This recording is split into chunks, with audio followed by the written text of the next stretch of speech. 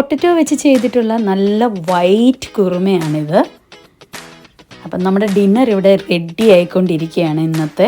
സാധാരണ എല്ലാവരും ഇത് പ്രിഫേർഡ് ആയിട്ടുള്ളത് ബ്രേക്ക്ഫാസ്റ്റിനാണ്.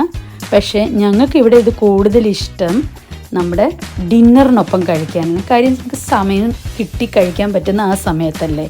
പിന്നെ അതോടൊപ്പം നല്ല സ്പൈസി ആയിട്ടുള്ള പെപ്പർ പൗഡറും ചില്ലി പൗഡറും ഒക്കെ ഇട്ട് നല്ലതായിട്ട് റോസ്റ്റ് ചെയ്തിട്ടുള്ള നമ്മുടെ എഗ്. ഇത് അപ്പം.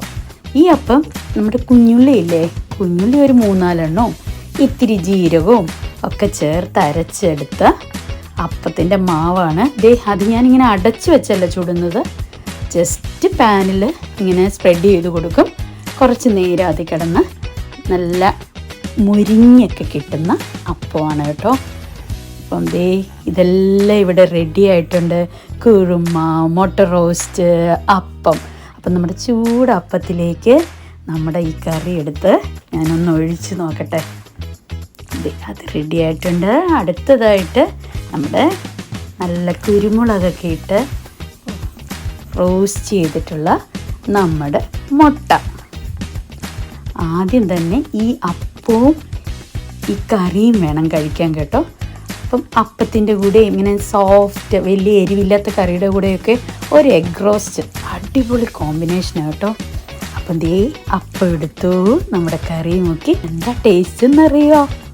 അപ്പം നിങ്ങൾക്ക് ഈ വീഡിയോ ഇഷ്ടമായെന്ന് കരുതിക്കൊണ്ട് താങ്ക്സ് ഫോർ വാച്ചിങ് വിഹാൻസ്. പൊട്ടറ്റോ വെച്ച് ചെയ്തിട്ടുള്ള നല്ല വൈറ്റ് കുറുമയാണിത്. അപ്പം നമ്മുടെ ഡിന്നർ ഇവിടെ റെഡി ആയിക്കൊണ്ടിരിക്കുകയാണ് ഇന്നത്തെ.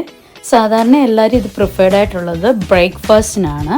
പക്ഷേ ഞങ്ങൾക്ക് ഇവിടെ ഇത് കൂടുതൽ ഇഷ്ടം നമ്മുടെ ഡിന്നറിനൊപ്പം കഴിക്കാനാണ്. കാര്യം നമുക്ക് സമയം കിട്ടി കഴിക്കാൻ പറ്റുന്ന ആ സമയത്തല്ലേ.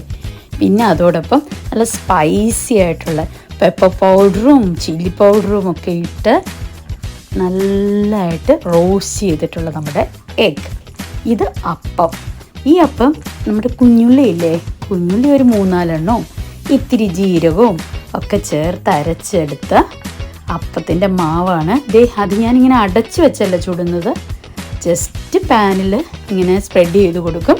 കുറച്ച് നേരം അതിൽ കിടന്ന് നല്ല മുരിഞ്ഞൊക്കെ കിട്ടുന്ന അപ്പമാണ് കേട്ടോ.